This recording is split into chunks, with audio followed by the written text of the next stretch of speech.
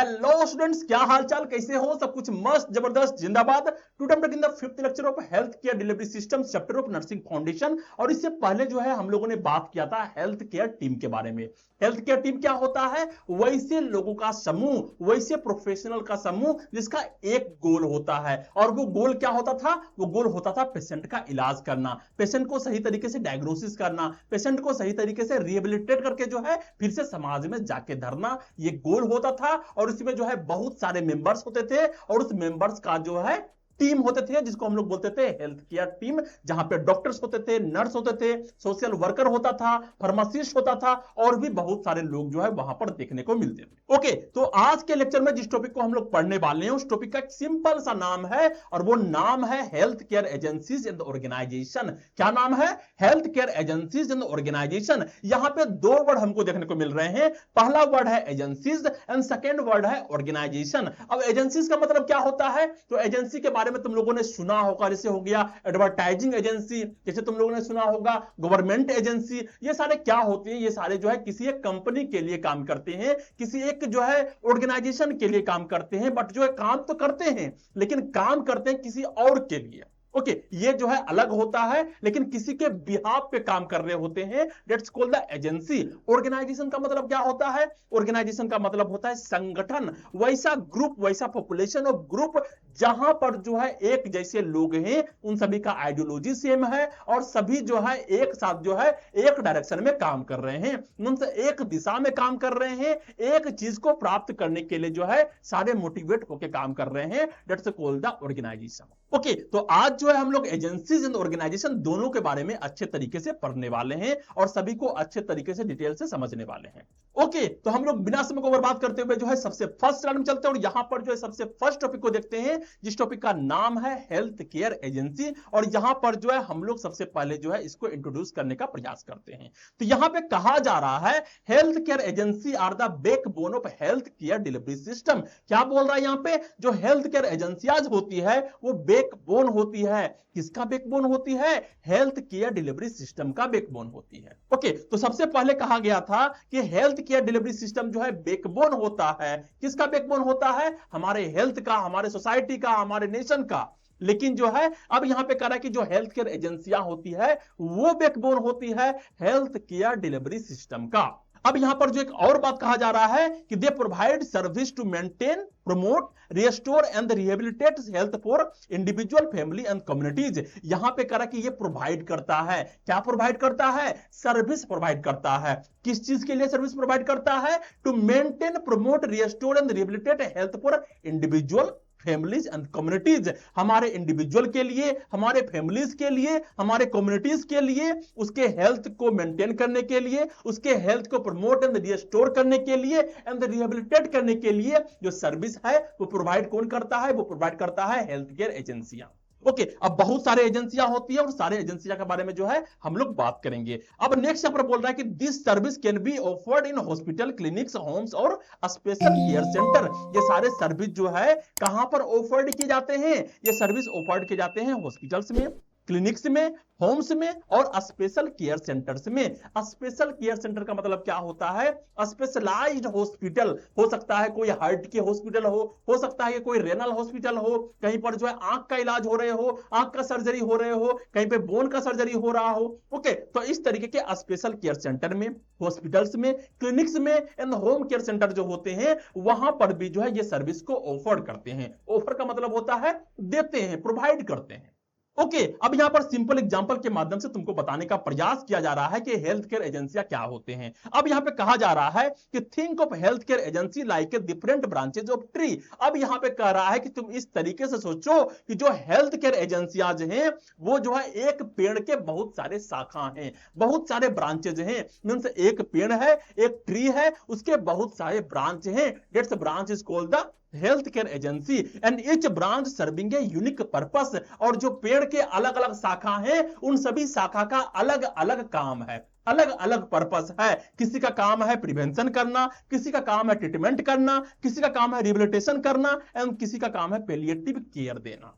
Okay, तो यहां पर सिंपल सी बात कहा गया है कि हेल्थ केयर एजेंसी को तुम इस तरीके से सोचो कि एक पेड़ के जो है बहुत सारे शाखा हैं और हर एक सारे शाखा का जो है अलग अलग पर्पस है। किसी का काम है प्रिवेंशन करना, क्या चीज से प्रिवेंशन करना, डिजीज से प्रिवेंशन करना, ट्रीटमेंट करना, रिहेबिलिटेशन करना एंड पैलिएटिव केयर देना। ओके, अब यहां पे कह रहा है कि together they help keep the tree of public health strong and the flourishing. अगर जो है ये सारे लोग मिलकर के एक साथ काम करते हैं तो हमारे कम्युनिटी का, हमारे देश का क्या होता है, हेल्थ अच्छा होता है, वहां पर पब्लिक हेल्थ स्ट्रॉन्ग होते हैं और ये जो है अच्छे तरीके से फ्लोरिशिंग होता है, अच्छे तरीके से स्मूथ होता है। ओके, तो यहां पर हम लोगों ने देखा कि हेल्थ केयर एजेंसियां क्या होती है, इसको इंट्रोडक्शन के माध्यम से हम लोगों ने समझने का प्रयास किया। अब यहां पर हम लोग नेक्स्ट चलते हैं और हमें जो है एक एक करके सारे एजेंसीज के बारे में पढ़ना है।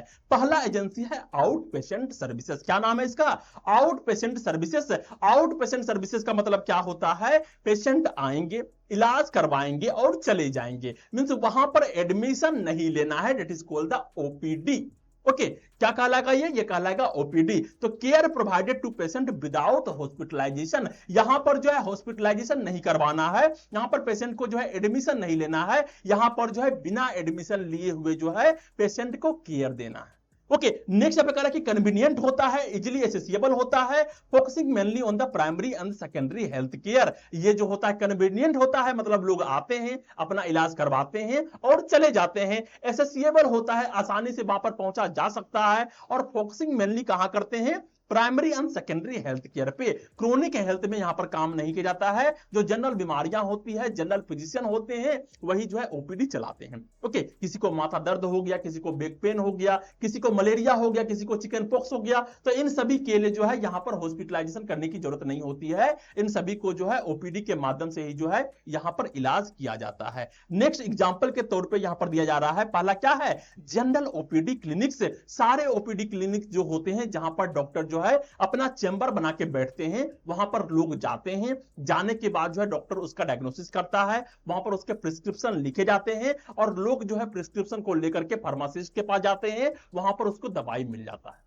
Okay, that is called the general OPD clinics. अब नेक्स्ट यहां पर देखने को मिलता है डेंटल क्लिनिक्स, मीन जो है जहां पर दांत के रोग सही किए जाते हैं, दांत का सफाई किए जाते हैं, that's all are the clinic. यहां पर जो है एडमिशन लेने की जरूरत नहीं होती है। नेक्स्ट है डायग्नोस्टिक सेंटर, जहां पर जो है डायग्नोसिस किया जाता है, जहां पर क्या किया जाता है, यहां पर ब्लड टेस्ट हो गया, एक्सरे हो गया, यहां पर एमआरआई हो गया, ये सारे काम जो है यहां पर किए जाते हैं and that's all are coming under the out patient services. Okay, next यहां पर देखने को मिल रहा है पर्पसेस। इसका पर्पसेस क्या होता है, पहला पर्पस होता है कि क्विक डायग्नोसिस एंड ट्रीटमेंट, यहां पर जो है बहुत जल्दी से डायग्नोसिस हो जाता है और बहुत जल्दी से ट्रीटमेंट भी हो जाता है। लोग आते हैं, काम करवाते हैं और घर चले जाते हैं। नेक्स्ट है प्रिवेंटिव हेल्थ चेकअप, मीन यहां पर जो है हेल्थ को आसानी से चेकअप किया जाता है और अगर उसको बीमारी होने वाला होता है तो वहां पर जो है बहुत जल्दी तरीके से प्रिवेंशन कर दिया जाता है। नेक्स्ट है follow up care after hospitalisation. अगर मान लेते हैं कोई पेशेंट है जो कि हॉस्पिटलाइज था, अब वो रिकवरी हो गया है, अब जो है वो घर चला गया है, लेकिन अब जो है फॉलो अप करवाना है, मींस जो है सप्ताह सप्ताह जाकर के जो है डॉक्टर से मिलना है, बातचीत करना है, दिखाना है कितना इंप्रूवमेंट हुआ है, क्या सही से सब काम कर पा रहा है या फिर नहीं कर पा रहा है। इस फॉलो अप के लिए जो है यहां पर आउट पेशेंट सर्विस जो है बहुत ही बेहतरीन माना जाता है।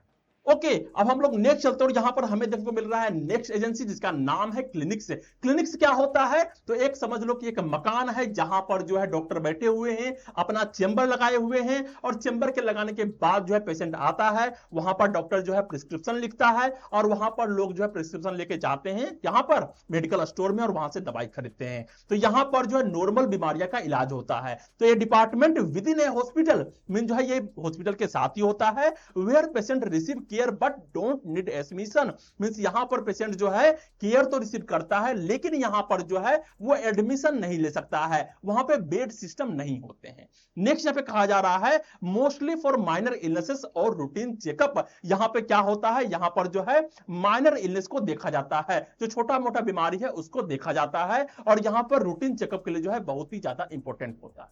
ओके क्योंकि अगर इंसान जो है हॉस्पिटल में जाएगा तो हॉस्पिटल में जाने के बाद जो है बहुत सारे प्रोसीजर्स होते हैं, उससे गुजरना पड़ता है। लेकिन क्लिनिक्स में जो है उतने ज्यादा प्रोसीजर्स नहीं होते हैं।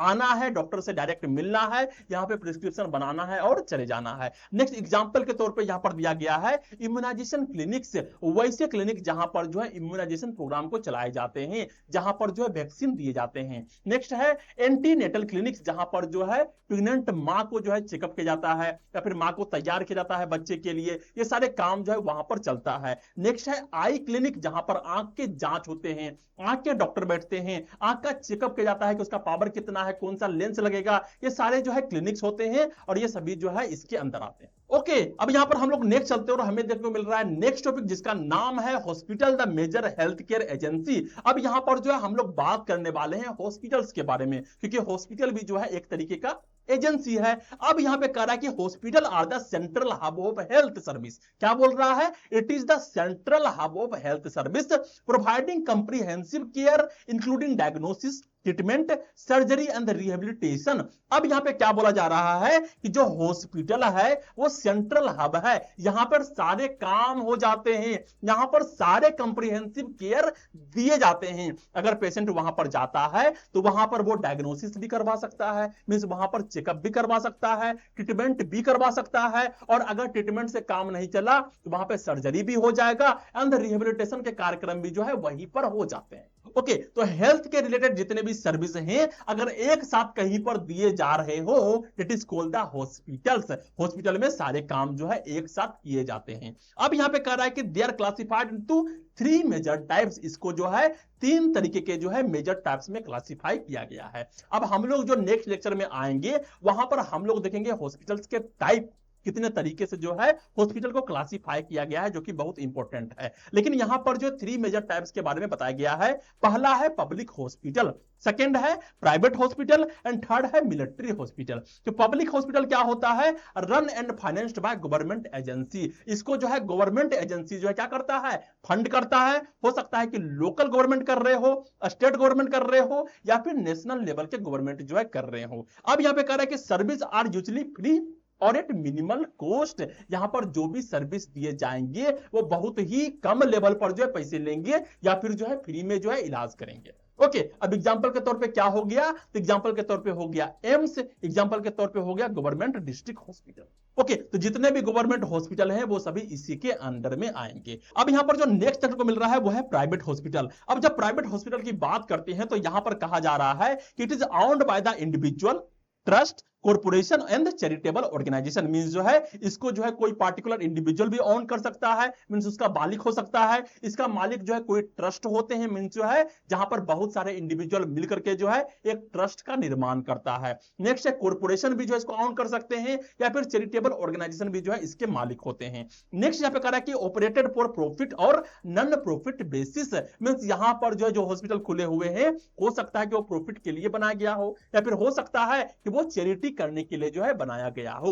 ओके अब यहां पर जैसे एग्जांपल के तौर पे देखने को मिल रहा है अपोलो हॉस्पिटल या फिर फोर्टिस, जो कि बहुत ही नामी है। अपोलो हॉस्पिटल भी जो है बहुत ही नामी है एंड फोर्टिस हॉस्पिटल भी जो है बहुत ही नामी है। नेक्स्ट है मिलिट्री हॉस्पिटल। अब बात कर रहे हैं हम लोग मिलिट्री हॉस्पिटल के बारे में। It provided care exclusively for armed force personal and their families. और यहां पर जो है सिर्फ हमारे सेनाओं को जो है क्या किया जाता है, यहां पर हेल्थ सर्विस दिया जाता है, और उसके फैमिली ही जो है जाकर के वहां पर हेल्थ सर्विस ले सकते हैं। जैसे हो गया आर्मी बेस हॉस्पिटल, जैसे हो गया मिलिट्री हॉस्पिटल। ओके तो यहां पर जो है ये सारे जो है गवर्नमेंट के अंदर में ही आते हैं, और यहां पर सिर्फ आर्मी और उसके फैमिलीज को ही जो है ट्रीटमेंट दिया जाता है। ओके तो यहां पर हम लोगों ने 3 तरीके के हॉस्पिटल के बारे में पढ़ा, जो कि जो है मेजर टाइप्स में हमें देखने को मिलते हैं। अब हम लोग नेक्स्ट चलते हैं, यहां पर हमें देखने को मिल रहा है नेक्स्ट एजेंसी जिसका नाम है हॉस्पाइस केयर। अब ये जो हॉस्पाइस केयर होता है मेनली रूप से वैसे पेशेंट को केयर दिया जाता है जो कि बहुत ही ज्यादा बूढ़ा हो या फिर क्रोनिक इलनेस से गुजर रहे होते हैं। अब यहां पर कहा जा रहा है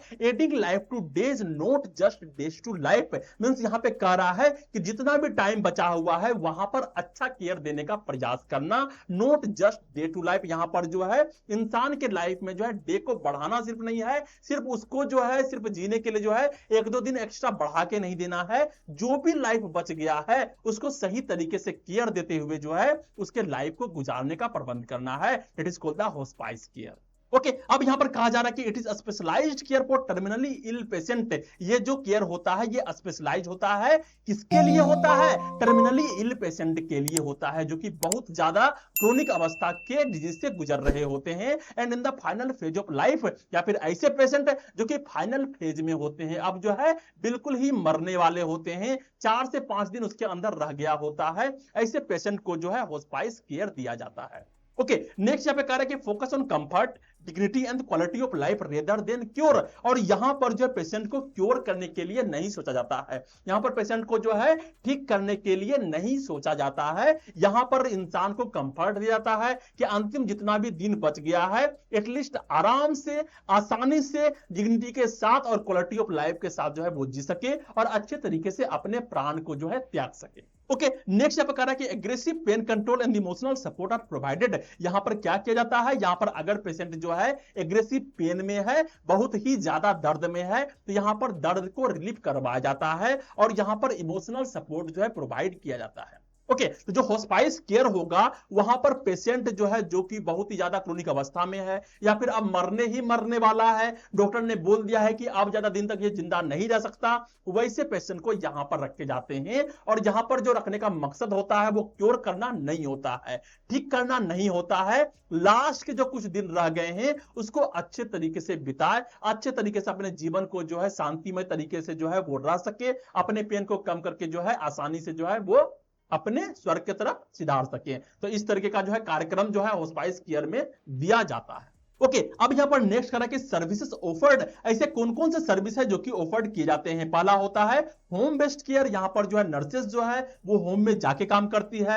नेक्स्ट है फ्री स्टैंडिंग होस्पाइस फैसिलिटीज, बहुत सारे जो है ऐसे होस्पाइस सेंटर होते हैं जो कि अलग से बनाया जाता है और वहां पर जो वैसे पेशेंट को रखे जाते हैं। नेक्स्ट है हॉस्पिटल बेस्ड होस्पाइस वार्ड्स, जहां पर हॉस्पिटल होते हैं वहीं पर जो कुछ ऐसे वार्ड्स भी होते हैं जो कि होस्पाइस केयर देने का काम करता है और वहां पर जो है ऐसे टर्मिनली इल पेशेंट को रखा जाता है।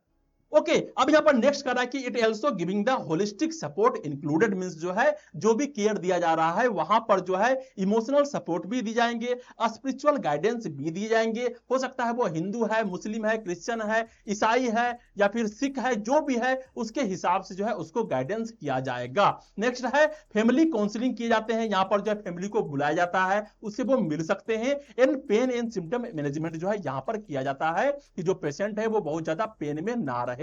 ओके अब यहां पर एग्जांपल के तौर पे कहा जा रहा है कि hospice service for cancer patient to ensure their life their last day peacefully and pain free. अब यहां पे क्या कह रहा है, एक पेशेंट है जो कि जो है कैंसर का पेशेंट है, अब वो लास्ट डेज में है, मींस अब मरने वाला है, एकदम से कह नहीं सकते कि कब उसका डेथ हो जाए, तो उस पेशेंट को जो है होस्पाइस केयर में रखा गया है क्योंकि उसको जो है पेन का मैनेजमेंट किया जा सके, वहां पर जो उसके दर्द को कम करने का प्रयास किया जाता है ताकि वो आसानी से अपने देह को त्याग सके। ओके अब हम लोग नेक्स्ट चलते हैं, यहां पर जो हमें देखने को मिल रहा है नेक्स्ट एजेंसी जिसका नाम है रिहेबिलिटेशन केयर। अब ये जो है एक ऐसा एजेंसी है, एक ऐसा सेंटर है जहां पर लोगों को रिहेबिलिटेट किया जाता है। मींस यहां पर क्या किया जाता है, तो यहां पर सबसे पहले कहा गया है कि rehabilitation focuses on the restoring lost abilities due to illness, injury and disability, helping the individual regain independence and the life productive life। मैंने यहां पे कह रहा है कि ये जो रिहेबिलिटेशन होता है ये फोकस करता है, क्या चीज पे फोकस करता है, तो मेनली रूप से जो है ये रिस्टोर करने का प्रयास करता है लॉस्ट एबिलिटीज को, वैसे योग्यता जिसको जो है जो तुम पहले से रखते थे लेकिन अब जो है वो खो गया है। किस कारण से खो गया है, हो सकता है किसी इलनेस के वजह से खो गया है, किसी इंजरी के वजह से खो गया है या फिर किसी डिसेबिलिटी के वजह से जो है वो तुम्हारा एबिलिटी जो है खो गया है, तो उस एबिलिटीज को फिर से जो है रिस्टोर करने का प्रयास जो है रिहेबिलिटेशन सेंटर में किया जाता है।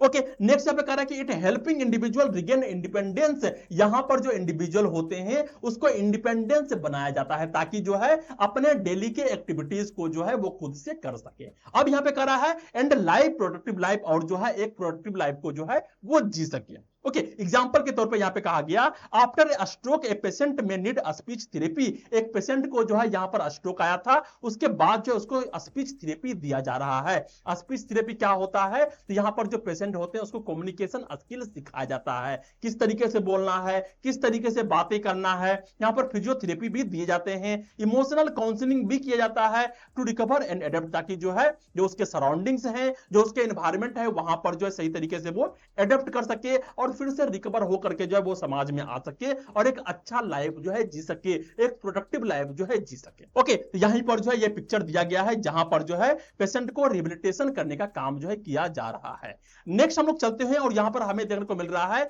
Type of rehabilitation services. अलग अलग टाइप के जो है रिहेबिलिटेशन सर्विस के बारे में यहां पर दिया गया है। पहला होता है असिस्टिव डिवाइस। असिस्टिव डिवाइस मतलब क्या होता है? Use of wheelchair, walker, prosthetics to improve mobilities and functioning. यहां पर जो है वैसे पेशेंट जिसका पैर कट गया है, हाथ कट गया है, उसको जो है नकली पैर जो है लगाए जाते हैं, वहां पर व्हील चेयर में जो है बैठाया जाता है, तो उसको सिखाए जाएंगे कि किस तरीके से व्हील चेयर को चलाना है, किस तरीके से उसको कंट्रोल करना है। अगर उसको जो है नकली हाथ लगाया गया है तो किस तरीके से उस हाथ से जो है चीजों को मैनेजमेंट करना है, इस तरीके की चीज जो है वहां पर सिखाए जाते हैं। It is called the assistive device. Okay, next अपन देखने को मिलता है कोग्निटिव रिहेबिलिटेशन। इंसान के जो कोग्निटिव एबिलिटीज हैं उसको यहां पर सही करने का प्रयास करना। Help relearn skill like a thinking, memory, planning. अगर पेशेंट जो है यहां पर सही तरीके से जो है थिंकिंग नहीं कर पा रहा है, मेमोरी उसका जो है खत्म हो गया है, यादाश्त चले गए हैं, किसी चीज को प्लानिंग नहीं कर पा रहा है, तो वहां पर ये स्किल जो है फिर से सिखाए जाते हैं कि किस तरीके से थिंकिंग करना होता है, किस तरीके से आईक्यू को बढ़ाना होता है। और ब्रेन इंजुरी पेशेंट के लिए जो है ये बहुत ज्यादा इंपॉर्टेंट होता है। और इसके बारे में हम लोग कहां पढ़ते हैं? इसके बारे में हम लोग पढ़ते हैं मेंटल हेल्थ नर्सिंग में। ओके, अब हम लोग नेक्स्ट चलते हैं। यहां पर हमें देखने को मिल रहा है ऑक्यूपेशनल थेरेपी। ऑक्यूपेशनल थेरेपी का मतलब क्या होता है? Train patient to perform daily living activities. Daily के जो रोजमर्रा के काम होते हैं उस काम को अच्छे तरीके से कर पाए, इसके लिए जो भी जो साधन होते हैं, जो भी स्किल होते हैं, वो पेशेंट को सिखाए जाते हैं। जैसे हो गया ड्रेसिंग, जैसे हो गया ईटिंग, जैसे हो गया बाथिंग। ओके, तो वैसे पेशेंट होते हैं जो कि ये सब काम भी जो है सही तरीके से नहीं कर पा रहे हैं, ड्यू टू बहुत तरीके के रीजन हो सकते हैं, तो वहां पर जो ये सारी चीजें है उसको सिखाए जाते हैं। नेक्स्ट है फिजिकल थेरेपी। फिजिकल थेरेपी में क्या होगा? Improve the strength, improve the mobility, improve the fitness of the patient. यहां पर जो पेशेंट के स्ट्रेंथ को, मोबिलिटीज को एंड फिटनेस को जो है अच्छे तरीके से बढ़ाया जाता है। और स्पेशली कौन पेशेंट को?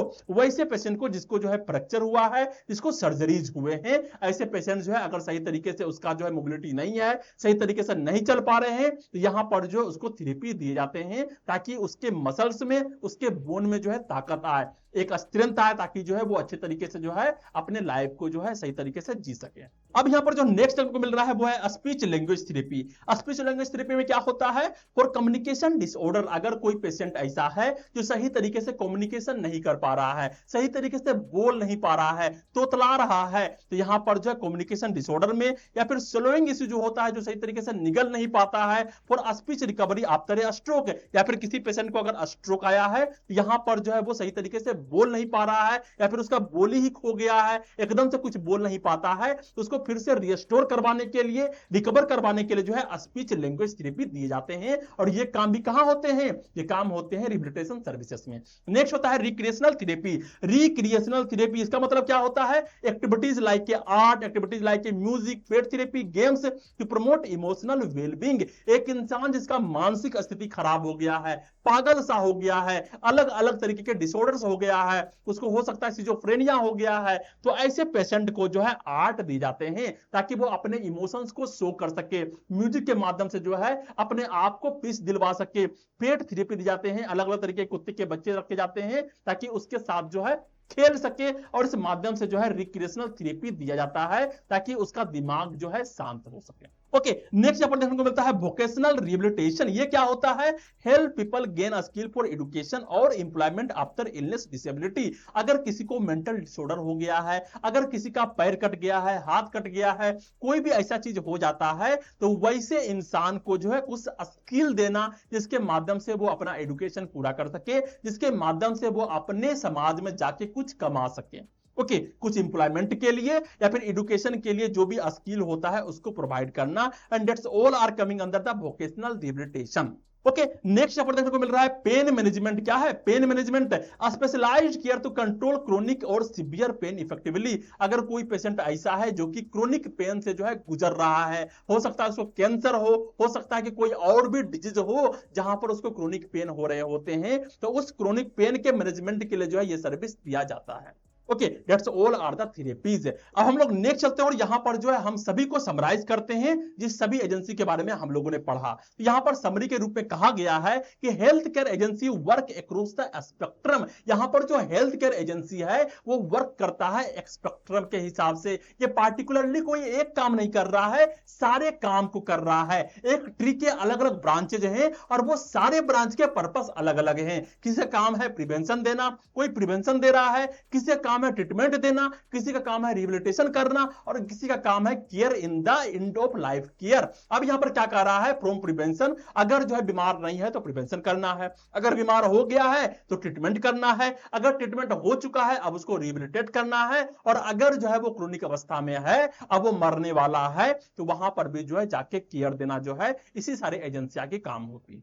ओके, अब यहां पर नेक्स्ट करा कि दे ensure that individual and communities have continuous and comprehensive health services. मतलब क्या कर रहा है कि ये इंश्योर करता है कि हमारे कम्युनिटीज में हमारे इंडिविजुअल को जो है सही तरीके से हेल्थ केयर सर्विस मिल सके, कंटिन्यूअस मिल सके एंड कंप्रिहेंसिव हेल्थ सर्विस मिल सके। नेक्स्ट यहां पे कहा जा रहा है कि by working together this agency promote wellbeing and help achieve the goal of health for all. और जब जो है ये सारे एजेंसियां एक साथ मिलकर काम करते हैं तो ये वेलबींग को प्रमोट करता है, लोगों को खुशहाल बनाता है और हेल्प करता है achieve the goal of health for all. ये क्या चीज को अचीव करता है, goal of health for all को अचीव करता है, जो कि WHO के द्वारा दिया गया था कि पार्टिकुलर डेट तक जो है सभी इंसान को हेल्दी हो जाना। ओके, अब हम लोग नेक्स्ट चलते हैं और यहां पर जो है हम लोग को नेक्स्ट टॉपिक देखने को मिल रहा है और ये सेकंड टॉपिक है जिसका नाम है हेल्थ केयर ऑर्गेनाइजेशन। अभी तक जो है हम लोगों ने एजेंसीज के बारे में देखा, अब हम लोग बात करते हैं ऑर्गेनाइजेशन के बारे में, संगठन के बारे में। तो ये ऑर्गेनाइजेशन होता क्या है, सबसे पहले इसको इंट्रोड्यूस करते हैं। यहां पे कहा जा रहा है कि हेल्थ केयर ऑर्गेनाइजेशन, जिसको HCO बोलते हैं, is a social system structure to deliver medical services by specialised worker to a specific population और कम्युनिटीज। मींस यहां पे कह रहा है कि जो हेल्थ केयर ऑर्गेनाइजेशन है ये एक सोशल सिस्टम स्ट्रक्चर्ड है टू डिलीवर मेडिकल सर्विसेज, जिसका काम होता है मेडिकल सर्विस को डिलीवर करना बाय स्पेशलाइज्ड वर्कर। जो भी पार्टिकुलर वर्कर हैं जो कि स्पेशलाइज्ड हैं अपने काम में, उस वर्कर के साधन के माध्यम से जो है यहां पर हेल्थ केयर को डिलीवर करने का प्रयास करवाना टू ए स्पेसिफिक पॉपुलेशन और कम्युनिटीज। कहां पर, एक पार्टिकुलर पॉपुलेशन में, एक पार्टिकुलर कम्युनिटीज में। ओके, तो सिंपल सी बात है कि हेल्थ केयर ऑर्गेनाइजेशन क्या होता है। हेल्थ केयर ऑर्गेनाइजेशन वैसे संस्था है जो कि जो है मेडिकल सर्विसेज को प्रोवाइड करता है एक पार्टिकुलर पॉपुलेशन में, एक पार्टिकुलर कम्युनिटीज में, जो कि स्पेशलाइज्ड वर्कर के माध्यम से जो है वो हेल्थ केयर को प्रोवाइड करने का प्रयास करता है। नेक्स्ट यहां पे कहा जा रहा है कि this entities can include hospital, clinics and home health care agencies and operate in public और private sector to improve patient health and wellbeing through a variety of medical, nursing and health services. क्या कहा जा रहा है यहां पे simple सी बात कहा जा रहा है कि ये एक ऐसा एंटिटीज है, ये एक ऐसा इंसान है, ये एक ऐसी संस्था है जिसमें इंक्लूडेड होते हैं क्या क्या चीज इंक्लूडेड होते हैं। यहां पर हॉस्पिटल भी इंक्लूड रहेगा, यहां पे क्लिनिक्स भी इंक्लूडेड रहेंगे, यहां पे होम हेल्थ केयर एजेंसीज भी इंक्लूडेड रहते हैं एंड ऑपरेट करता है पब्लिक एंड प्राइवेट सेक्टर को। जितने भी प्राइवेट सेक्टर हैं, जितने भी जो है गवर्नमेंट सेक्टर हैं, इन सभी को जो है ये क्या करता है, ऑपरेट करता है to improve patient health, patient के हेल्थ को इंप्रूव करने के लिए wellbeing through a variety of medical, nursing and health services. अलग अलग तरीके के medical, nursing and health services के माध्यम से जो है वो एक समाज को, एक कम्युनिटी को जो है हेल्दी करने का प्रयास करता है। ओके, तो ये पार्टिकुलरली तरीके से बताने का प्रयास किया कि हेल्थ केयर ऑर्गेनाइजेशन क्या होता है।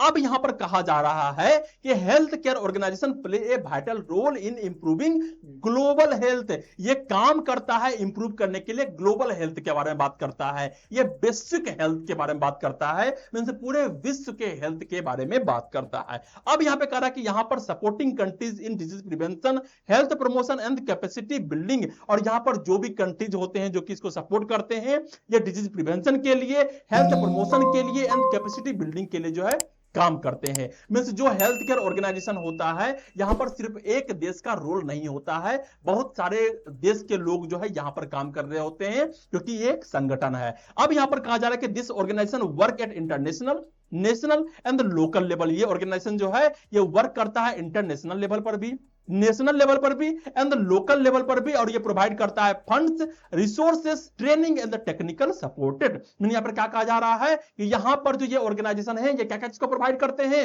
ये प्रोवाइड करते हैं फंड्स को, मींस पैसे को, रिसोर्सेस को, ट्रेनिंग को, मींस वहां पर जो भी डॉक्टर्स हैं, जो भी नर्सेस हैं, जो भी आशा कार्यकर्ता है, उन सभी को ट्रेनिंग देना, किस तरीके से प्रिवेंशन करना है, किस तरीके से ट्रीटमेंट करना है, किस तरीके से बचाव करना है, टेक्निकल सपोर्ट का भी जो है यहां पर जो है प्रावधान किए जाते हैं। ओके, तो अभी तक हम लोगों ने देखा कि हेल्थ केयर ऑर्गेनाइजेशन क्या होता है, किस तरीके से होता है, क्या इसके काम होते हैं, इसके अंदर क्या क्या चीज इंक्लूडेड होते हैं, और क्या ये प्रोवाइड करता है। ये प्रोवाइड करता है फंड्स को, रिसोर्सेज को, ट्रेनिंग को एंड टेक्निकल सपोर्ट को। ओके, अब हम लोग नेक्स्ट चलते हैं और यहां पर जो एक एक करके सारे ऑर्गेनाइजेशन के बारे में बात करते हैं। तो सबसे पहला जो ऑर्गेनाइजेशन हमें देखने को मिल रहा है उस ऑर्गेनाइजेशन का नाम है World Health Organisation, means WHO। अब इसके बारे में तुम लोगों ने अच्छे तरीके से सुना होगा। तो सबसे पहले जो है हम लोग ये जानते हैं कि WHO है क्या, कब स्थापित किया गया था। तो इसको स्थापित किया गया था 1948 में, और इसका लोगो जो है ये है, इसको तुम अच्छे तरीके से पहचानते होगे, और अगर नहीं पहचानते हो इसको याद करना है। ओके, ये WHO का लोगो है। अब इसका जो टाइप है यहां पर कहा गया है कि it is specialised agency by United Nation. इसको कौन रेगुलेट करता है, इसको रेगुलेट करता है यूनाइटेड नेशन। नेक्स्ट, इसका हेडक्वार्टर कहां है, इसका हेडक्वार्टर है जिनेविया स्विट्जरलैंड में। कहां है, जिनेविया स्विट्जरलैंड में, और इसको याद रखना है। और यहां पर जो है इस ऑर्गेनाइजेशन के जो है 150 से ज्यादा मेंबर्स हैं, मींस 150 से ज्यादा कंट्रीज जो है इसका मेंबर्स है, और जहां पर इंडिया भी आते हैं। ओके, नेक्स्ट यहां पर देखने को मिल रहा है कि गोल क्या है इसका। इसका सिंपल सी गोल है to attain the highest possible level of health. यहां पर जितना भी हेल्थ का एक परम सीमा हो सकता है, सबसे हाईएस्ट हेल्थ जो हो सकता है, उस हेल्थ को प्राप्त करना। किसके लिए, इंडिविजुअल के लिए नहीं, कम्युनिटी के लिए नहीं, पूरे वर्ल्ड के लिए, for all people across the world. हमारे वर्ल्ड के सभी लोग जो है एक highest possible level of health को प्राप्त कर सके, यही इसका गोल होता है। हमारे दुनिया भर में जितने भी लोग रहते हैं, उस दुनिया भर के सारे लोग का हेल्थ जो है एक हाईएस्ट लेवल पर जा सके, यही इसका गोल है। किसका गोल, WHO का गोल। ओके, अब यहां पर जो नेक्स्ट देखा जा रहा है वो कह रहा है कि इसका फंक्शन क्या है। आखिर WHO का फंक्शन क्या है। पहला फंक्शन है provide global leadership in public health. जो भी पब्लिक हेल्थ है उसका ग्लोबल लीडरशिप करना, एक लीडरशिप करने का प्रयास करना, क्या करना है, क्या करवाना है, क्या रूल्स है, क्या रेगुलेशन है, उन सभी को प्रोवाइड करना। नेक्स्ट है offer technical support to government for health programme, means यहां पर जितने भी टेक्निकल सपोर्ट होते हैं वो गवर्नमेंट को प्रोवाइड करवाना हेल्थ प्रोग्राम के लिए, ताकि जो है यहां पर एड्स चलाए जा सके, वहां पर जो है फंड दिए जा सके, ताकि जो है सही तरीके से हेल्थ प्रोग्राम जो है चलाया जाए। नेक्स्ट है प्ले ए की रोल इन डिजीज इरेडिकेशन, और इसका जो मेन रोल होता है, की रोल होता है डिजीज को इरेडिकेट करना, जैसे हो गया स्मॉल पॉक्स, जैसे हो गया पोलियो। अब इस दोनों को जो है अच्छे तरीके से इस धरती से जो है इरेडिकेट कर दिया गया है, मींस अब जो है तुमको कहीं भी पोलियो और स्मॉल पॉक्स जो है देखने को नहीं मिलेंगे। नेक्स्ट यहाँ पे कहा जा रहा है कि help in nursing education and practice, और इसका जो हेल्प होता है वो नर्सिंग एजुकेशन एंड प्रैक्टिस में भी होता है। किस तरीके से होता है, setting up nursing education programme, ये जो है नर्सिंग एजुकेशन प्रोग्राम को सेटिंग करते हैं, ट्रेन करते हैं ANM को, ऑक्सिलरी नर्सिंग पर्सनल्स को। नेक्स्ट है providing guidelines and resources for nursing school, जो नर्सिंग स्कूल्स हैं उसके लिए गाइडलाइन को प्रोवाइड करने का काम करता है, रिसोर्सेज को प्रोवाइड करने का काम करता है। नेक्स्ट है work actively in India through initiative like universal immunisation, maternal health and disease control programme. तो जो ये जो है प्रोग्राम्स हैं, जो यूनिवर्सल इम्यूनाइजेशन प्रोग्राम है, मैटरनल हेल्थ प्रोग्राम्स है, डिजीज कंट्रोल प्रोग्राम है, इस सभी प्रोग्राम के माध्यम से जो है ये इंडिया में अच्छे तरीके से वर्क कर रहे हैं। ओके, तो WHO के बहुत सारे फंक्शन है जिसके बारे में हम लोगों ने देखा। नेक्स्ट यहां पर एग्जांपल के तौर पे कहा गया WHO launch the global polio eradication initiative, means जो WHO थे उन्होंने ही स्टार्ट किया था ग्लोबल पोलियो इरेडिकेशन इनिशिएटिव को, मींस उसका जो लक्ष्य था कि हमारे धरती से जो है पूरे तरीके से पोलियो को मिटा देना है, एक भी इंसान को पोलियो की बीमारी नहीं होने चाहिए, और उन्होंने जो है मिटा भी दिया। Okay, leading India to be the declared polio free in 2014, और उन्होंने जो है ये डिक्लेयर किया कि जो है 2024 में पूरे तरीके से जो है पोलियो फ्री हो जाएगा, मींस इंडिया में जो है एक भी पेशेंट जो है पोलियो के नहीं रहेंगे।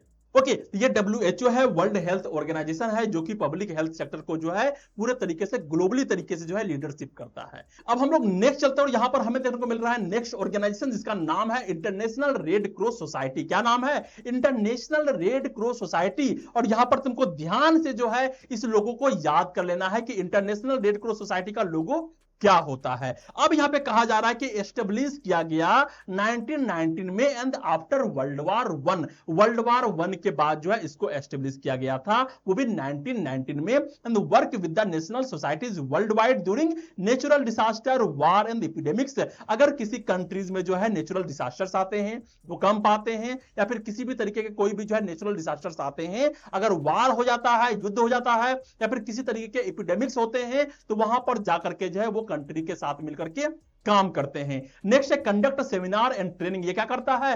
अलग अलग तरीके के सेमिनार्स को कंडक्ट करवाता है, अलग अलग तरह के ट्रेनिंग प्रोग्राम को शुरू करवाता है to improve emergency response system, ताकि अगर किसी तरीके के इमरजेंसी प्रॉब्लम्स आते हैं किसी भी कंट्रीज में, तो किस तरीके से उससे निपटा जाए। इन सभी के लिए जो है यहां पर अलग अलग तरीके के सेमिनार्स एंड ट्रेनिंग जो है करवाए जाते हैं। ये कौन करवाते हैं? ये करवाते हैं international red Cross Society. Next कहा जा रहा है कि इसका फंक्शन क्या है। पहला फंक्शन है provide expertise and relief material during crisis. अगर कहीं पर जो है क्राइसिस देखने को मिल रहा है, तो वहां पर जो है एक्सपर्टीज को प्रोवाइड करना एंड रिलीफ मटेरियल को प्रोवाइड करवाना। जो भी संसाधन है उस संसाधन को सही तरीके से पहुंचाना, और जो एक्सपर्टीज है जो कि इसका निवारण कर सकता है उसको वहां पर भेजना। नेक्स्ट है सपोर्ट करना ह्यूमैनिटेरियन वर्क ग्लोबली। जो मानवता के समान है, जो मानवता के साधन है, और उस मानवता को कायम करने के लिए जो है ग्लोबली तरीके से सपोर्ट करना। नेक्स्ट है hold international conferences every 4 year to coordinate effort. और यहां पर जो है इंटरनेशनल कॉन्फ्रेंस जो है होल्ड करवाए जाते हैं हर एक 4 साल में कोऑर्डिनेट एफर्ट के साथ। मींस यहां पर जो है हर एक 4 साल में जो है एक इंटरनेशनल कॉन्फ्रेंस जो है करवाए जाते हैं, और जहां पर हर एक देश से जो है अलग अलग लोग को बुलाए जाते हैं उस कॉन्फ्रेंसेस में, ताकि वहां पर जो चीजों को बेहतर किया जा सके। ओके, नेक्स्ट यहां पर चलते हैं और यहां पर हम लोग बात करते हैं नेक्स्ट ऑर्गेनाइजेशन का, जिसका नाम है इंडियन रेड क्रॉस सोसाइटी। अब यहां पर हम लोग बात करने वाले हैं इंडिया के बारे में, और ये इंडिया का पार्टिकुलरली रेड क्रॉस सोसाइटी है। अब ये जो है इसका लोगो है, और इस लोगो को भी जो है अच्छे तरीके से याद कर लेना है। ये फाउंडेड किया गया था 1920 में। पर्पस क्या था इसका? तो पर्पस था इसका to provide neutral humanitarian aid to people in need during the wars, disaster and health crisis. Mean इसका जो पर्पस था, इसका जो मेन काम था, इसका काम था प्रोवाइड करना न्यूट्रल ह्यूमैनिटेरियन एड। मींस जो है अगर कहीं पर जो है किसी तरीके के क्राइसिस हो गए हैं, किसी तरीके का वार हो गया है, डिजास्टर हो गया है, तो वहां पर जाके मानवता वाले काम करना, वहां पर जाके फूड्स को प्रोवाइड करना, वहां पर जाके मेडिसिन को प्रोवाइड करना, ये सारे काम जो होते थे इंडियन रेड क्रॉस सोसाइटी के होते हैं। नेक्स्ट है इसका एम क्या है? तो पहला एम है प्रिवेंशन ऑफ डिजीज, सारे डिजीज से प्रिवेंशन करना। प्रमोशन ऑफ हेल्थ, हेल्थ के प्रति जो है प्रमोशन करना, लोगों को जाके एड्स चलवाना, क्या करना है क्या नहीं करना है, किस तरीके से बचाव करना है, किस तरीके से न्यूट्रिशन लेना है, इस सभी चीज के बारे में जाके बताना। And care of the sick in all situation, किसी भी सिचुएशन में जो है सिक का केयर करना, मींस बीमार लोगों का केयर करना। ओके, नेक्स्ट यहां पर देखने को मिल रहा है कि इसके की फंक्शन क्या है। पहला की फंक्शन है provide financial aid to social welfare organisation. जितने भी सोशल वेलफेयर ऑर्गेनाइजेशन हैं जो कि सोसाइटी के लिए काम करते हैं, सोसाइटी के अच्छे के लिए काम करते हैं, उस सारे सोशल वेलफेयर ऑर्गेनाइजेशन को जो है ये फाइनेंशियल मदद करते हैं, पैसे के माध्यम से मदद करते हैं। नेक्स्ट है operate blood bank across India. India में जितने भी जो है ब्लड बैंक को ऑपरेट किया जा रहा है, that's all are the coming under the Indian Red Cross Society. Next है फर्स्ट एड ट्रेनिंग प्रोग्राम। ये जो है अलग अलग तरीके के प्रोग्राम चलाते हैं जहां पर जो है फर्स्ट एड ट्रेनिंग प्रोग्राम दिए जाते हैं, किस तरीके से जो है इमरजेंसी में अगर कोई सिचुएशन आ जाए तो किस तरीके से फर्स्ट एड देना होता है। नेक्स्ट है relief work during flood, earthquake and epidemics. अगर कहीं पर जो है फ्लड्स आता है, कहीं पे अर्थक्वेक्स आते हैं या फिर एपिडेमिक्स होते हैं, तो वहां पर जाके जो है रिलीफ वाले काम करवाना, वहां पर जाकर के जो है खाना बंटवाना, वहां पर जाके मेडिसिन देना, वहां पर जाके शेल्टर बनाने का प्रयास करना। That's all are the coming under the Indian Red Cross Society. और ये सारे जो है इसके की फंक्शंस। ओके, अब हम लोग नेक्स्ट चलते हैं और यहां पर जो है हमें नेक्स्ट ऑर्गेनाइजेशन का नाम देखने को मिल रहा है जिसका नाम है यूनिसेफ और इसका फुल फॉर्म जो है तुमको याद रखना है। इसका फुल फॉर्म क्या है? United Nation International Children's Emergency Fund, जो कि बहुत ही ज्यादा इंपॉर्टेंट है। क्या नाम है इसका? United Nation International Children's Emergency Fund. और ये जो है इसका लोगो है, इसके लोगो को जो है अच्छे तरीके से तुमको याद रखना है। अब यहां पर कहा जा रहा है कि इसको फाउंड कब किया गया था? इसको फाउंडेड किया गया था 1946 में, initially to help mother and children in countries affected by World War Two. जो वर्ल्ड वार टू हुआ था उसमें जितने भी मदर एंड चिल्ड्रन जो है घायल हो गए थे या फिर अफेक्टेड हो गए थे किसी भी कंट्रीज का, तो उसको हेल्प करने के लिए जो है इसका गठन किया गया था। कब किया गया था? तो 1946 में किया गया था। ओके, नेक्स्ट यहाँ पे कह रहा है कि now work globally to improve child and maternal health. Sir, और अब जो है अब पूरे तरीके से इसका काम होता है ग्लोबली तरीके से चाइल्ड एंड मैटरनल हेल्थ का ख्याल करना और चाइल्ड एंड मैटरनल हेल्थ में इंप्रूवमेंट लेके आना। ये किसका काम है? यूनिसेफ का काम है। इसका पूरा फॉर्म क्या होता है? United Nation International Children's Emergency Fund. Next यहाँ पर देखने को मिल रहा है यूनिसेफ रोल इन इंडिया। आखिर यूनिसेफ का रोल क्या क्या है हमारे इंडिया में? पहला है provide teaching equipment, visual aids and text book for nursing school. जो भी नर्सिंग स्कूल है उसके लिए टीचिंग इक्विपमेंट को प्रोवाइड करवाना, विजुअल एड्स को प्रोवाइड करवाना, टेक्स्ट बुक को प्रोवाइड करवाने का काम जो होता है यूनिसेफ का होता है। नेक्स्ट है सपोर्ट प्रोग्राम, अलग अलग जितने भी प्रोग्राम्स है वहां पर जो है सपोर्ट करने का काम करता है। पहला होता है maternal and child health programme. Next है इम्यूनाइजेशन प्रोग्राम, यहां पर भी जो ये सपोर्ट करते हैं। न्यूट्रिशन प्रोग्राम यहां पर भी सपोर्ट करते हैं। नेक्स्ट है हेल्थ एजुकेशन कैंपेन, जितना भी हेल्थ एजुकेशन कैंपेन होता है वहां पर भी जो है इसका रूल्स होते हैं, इसके रूल्स एंड रेगुलेशन को प्रोवाइड किया जाता है। ओके, नेक्स्ट यहां पर देखने को मिल रहा है एग्जांपल्स। अब बात करते हैं एग्जांपल्स का। तो UNICEF played a major role in India pulse polio immunisation programme. जो पल्स पोलियो इम्यूनाइजेशन प्रोग्राम था वहां पर यूनिसेफ का जो है एक मेजर रोल था, एक अच्छे तरीके से ये यहां पर काम किया था। एंश्योरिंग करता था कि every child is vaccinated against polio, means जो पोलियो का अभियान चल रहा था और इसका जो मेन काम था, ये काम था कि हर एक बच्चे को जो है पोलियो के ड्रॉप मिल जाए और इसके लिए ये एंश्योर करता था। अब यहां पर हम लोग नेक्स्ट चलते हैं और यहां पर जो हमें नेक्स्ट ऑर्गेनाइजेशन देखने को मिल रहा है जिसका नाम है यूएसएआईडी। क्या नाम है? यूएसएआईडी और इसका फुल फॉर्म होता है United states agency for international development. क्या नाम है? United state agency for international development. और ये इसका लोगो है, इसको भी याद रखना है। ओके, इसको एस्टेब्लिश किया गया था 1961 में। Work to improve global health and development through the grants and loan. इसका काम क्या होता था? ग्रांट्स देना। इसका काम क्या होता था? लोन देना। किस लिए लोन देना? To improve the global health and development. जो भी देश है उसके ग्लोबल हेल्थ के लिए, उसके डेवलपमेंट के लिए जो है यहां पर ग्रांट्स एंड लोन जो है प्रोवाइड करता था। अगर कोई देश जो है गरीब है तो उस समय जो है उसको लोन प्रोवाइड करना, ताकि जो है वहां के हेल्थ को जो है अच्छे तरीके से जो है एक ऊंची स्तर पर ले जाया जा सके। ओके, नेक्स्ट है provide financial and technical support to countries like India. और ये जो है फाइनेंशियल एंड टेक्निकल सपोर्ट जो है प्रोवाइड करता है, जैसे कि हो गया इंडिया जो कि डेवलपिंग कंट्रीज है, जितने भी डेवलपिंग कंट्रीज हैं उसको जो है इस तरीके के फाइनेंशियल एंड टेक्निकल सपोर्ट जो है ये प्रोवाइड करने का काम करता है। नेक्स्ट है major health programmes in India. ऐसे कौन कौन से मेजर हेल्थ प्रोग्राम्स है जो कि इंडिया में चलाए जाते हैं? तो यहां पर होता है मलेरिया इरेडिकेशन प्रोग्राम और इन सभी में जो है यूएसएआईडी का भी हाथ होता है। मलेरिया इरेडिकेशन प्रोग्राम, नेक्स्ट है medical and nursing education development, next है health education and awareness campaign, next है water supply and sanitation project. जितने भी वाटर सप्लाई किए जाते हैं, जितने भी सैनिटेशन प्रोजेक्ट चलाए जाते हैं वहां पर इनका हाथ होता है। नेक्स्ट है कम्युनिकेबल डिजीज कंट्रोल, नेक्स्ट है nutritional improvement programmes and family planning initiative. इन सारे में जो है इनका भी रोल होता है और ये जो है major health programmes in India है जहां पर जो है इससे मदद किया जाता है। तो that is the USAID, United states agency for international development.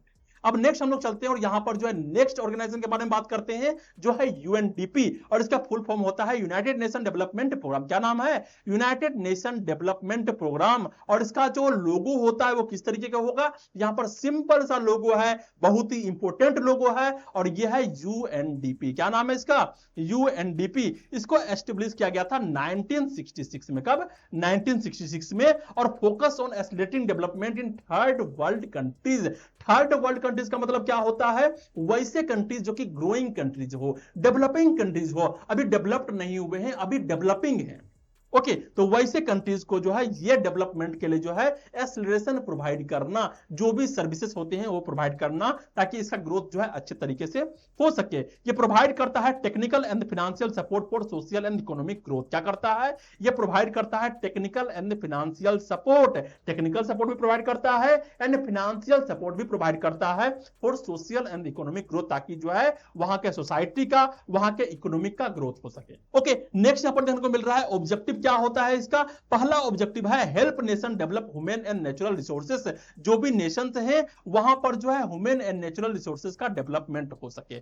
Next है promote sustainable growth in agriculture, industry, health and education, जो भी जो है एग्रीकल्चर है, वहां के देश के इंडस्ट्रीज हैं, हेल्थ है, एजुकेशन है, वहां पर जो है एक सस्टेनेबल ग्रोथ को प्रमोट किया जा सके, वहां पर जो है खेती अच्छे तरीके से हो, वहां पर इंडस्ट्री जो है अच्छे तरीके से हो, हेल्थ एंड एजुकेशन जो है अच्छे तरीके से हो, उसके लिए जो है प्रमोट किया जाता है। नेक्स्ट है support poverty reduction programme and public health system, जो कि गरीबी है किसी भी देश में तो उस गरीबी से निपटने के लिए अलग अलग तरीके के प्रोग्राम चलवाए जाते हैं एंड पब्लिक हेल्थ सिस्टम के जो है यहां पर सपोर्ट किए जाते हैं। नेक्स्ट एग्जांपल के तौर पे कहा जा रहा है UNDP support rural health infrastructure development and training for health worker in India. क्या करता है ये? यूएनडीपी सपोर्ट करता है रूरल हेल्थ इंफ्रास्ट्रक्चर डेवलपमेंट, जो रूरल वाला एरिया है, जो गांव वाले एरिया है, वहां पर जो है जाकर के जो है हेल्थ इंफ्रास्ट्रक्चर को डेवलपमेंट करना एंड ट्रेनिंग करना हेल्थ वर्कर को, जो कि इंडिया में इस तरीके के फैसिलिटीज जो है प्रोवाइड करने का काम करता है। ओके तो ये 6 नंबर का था यूएनडीपी, जिसका फुल फॉर्म होता है यूनाइटेड नेशन डेवलपमेंट प्रोग्राम। अब हम लोग नेक्स्ट चलते हैं और यहां पर जो है हम लोग सभी को एक साथ समराइज करने का प्रयास करते हैं। जितना भी हम लोगों ने ऑर्गेनाइजेशन के बारे में पढ़ा उस सभी ऑर्गेनाइजेशन को जो है हम लोग एक साथ देखते हैं। तो सभी ऑर्गेनाइजेशन एक तरफ है, फाउंडेड कब किया गया था, उसके की रोल क्या है और examples programme in India means India में ऐसे कौन कौन से प्रोग्राम्स हैं जहां पर इनका हाथ है। ओके पहला है WHO वर्ल्ड हेल्थ ऑर्गेनाइजेशन और ये 1948 में फाउंड किया गया था। ग्लोबल हेल्थ लीडरशिप करता है, पोलियो इरेडिकेशन में इसका बहुत ही अच्छा हाथ था। नेक्स्ट है इंटरनेशनल रेड क्रॉस और ये जो है 1919 में जो है फाउंडेड किया गया था। Disaster relief and humanitarian add जो मनाते वाले काम है उन सभी में इसका हाथ होता है। डिजास्टर रिलीफ में इसका हाथ होता है। फ्लड एंड अर्थक्वेक रिलीफ में जो है इसके बहुत ज्यादा योगदान है। ओके नेक्स्ट यहाँ पर देखने को मिल रहा है इंडियन रेड क्रॉस सोसाइटी, जो 1920 में जो है इसका गठन किया गया था। हेल्थ प्रमोशन में, ब्लड बैंक में, फर्स्ट एड में जो है इसका योगदान है, इसका की रोल है। और nation wide blood bank network जो है इसी का फैला हुआ है, पूरे देश में जितने भी ब्लड बैंक हैं उसका नेटवर्क जो है इसी के पास है। नेक्स्ट है यूनिसेफ, इसको 1946 में जो है गठन किया गया था। चाइल्ड एंड मैटरनल हेल्थ के लिए जो है बहुत ही इंपॉर्टेंट है। नेक्स्ट है पल्स पोलियो इम्यूनाइजेशन प्रोग्राम में जो है इसका बहुत ही ज्यादा हाथ था, एंश्योर करता था कि हर एक बच्चे को जो है सही तरीके से पोलियो के ड्रॉप मिल जाए। नेक्स्ट है USAID, 1961 में इसका गठन किया गया था। Grants for health and development and इसका जो है मलेरिया इरेडिकेशन में जो है बहुत ही बड़ा हाथ है। एक्चुअली में पूरे तरीके से मलेरिया को इरेडिकेट नहीं किया जा सका है, लेकिन अभी तक जो है ये प्रयास किए हुए हैं। ओके नेक्स्ट यहाँ पर देखने को मिल रहा है UNDP और यहां पर जो गठन किया गया था 1966 में। टेक्निकल एंड फाइनेंशियल असिस्टेंस इसका काम होता है, टेक्निकल प्रोवाइड करना, फाइनेंशियल तरीके से प्रोवाइड करना। रूरल हेल्थ इंफ्रास्ट्रक्चर में जो है इसका हाथ होते हैं, रूरल एरियाज में जाकर के जो है हेल्थ सर्विस को प्रोवाइड करना, ये सारे जो है इसके काम होते हैं। And that's all are the summary table of organisations. यहां पर जो है हम लोगों ने सारे ऑर्गेनाइजेशन के बारे में बात किया। ओके अब हम लोग नेक्स्ट चलते हैं और यहां पर जो है एक कंक्लूजन पर आते हैं। इन सभी ऑर्गेनाइजेशन के बारे में बात किया तो एक कंक्लूज करते हैं। यहां पे कहा जा रहा है कि this health care organisation work together like a team. ये सारे जो हेल्थ केयर ऑर्गेनाइजेशन है ये एक टीम के तरीके से काम करते हैं। किस तरीके से काम करते हैं? टीम के तरीके से काम करते हैं और ये एंश्योर करते हैं disease are prevented and control. सारे डिजीज को जो है प्रिवेंशन किया जाए, सारे डिजीज को जो है कंट्रोल किया जाए। नेक्स्ट है health care service reach every individual, जितने भी हेल्थ केयर सर्विस हैं वो हर एक इंडिविजुअल तक जो है पहुंच पाए। नेक्स्ट है communities are empowered to lead healthier productive life, जितने भी कम्युनिटीज हैं उस सभी को एम्पावर किया जा सके ताकि हर एक कम्युनिटी के लोग जो है एक हेल्थियर एंड प्रोडक्टिव लाइफ जो है जी सके। ओके नेक्स्ट यहाँ पर कह रहा है कि global collaboration is the key to building a healthier future for all. जो ग्लोबल कोलैबोरेशन है जहां पर सभी देश से मिलकर के काम करते हैं, ये की है to building a healthier future for all. सारे कंट्री का जो है एक हेल्दी विकास हो सके, वहां के सभी लोग जो है एक अच्छे तरीके से हेल्दी लाइफ को जी सके, इसलिए जो है ये सब मिलकर के जो है ग्लोबल कोलैबोरेशन करते हैं। ओके, तो आज के लेक्चर में हम लोगों ने देखा एजेंसीज एंड ऑर्गेनाइजेशन के बारे में, और अलग अलग एजेंसीज के बारे में, अलग अलग ऑर्गेनाइजेशन के बारे में हम लोगों ने बात किया। तुमको कितना समझ में आया, कितना समझ में नहीं आया, कौन से कंफ्यूजन रह गए हैं, उन सभी को नीचे कमेंट करना है, वीडियो को लाइक करना है, शेयर करना अपने वैसे दोस्तों को जिसको इसका जरूरत है और जिसको जो है नर्सिंग फाउंडेशन पढ़ना है। ओके, और क्या करना है, इस चैनल को जो है सब्सक्राइब करना है। Okay, thank you.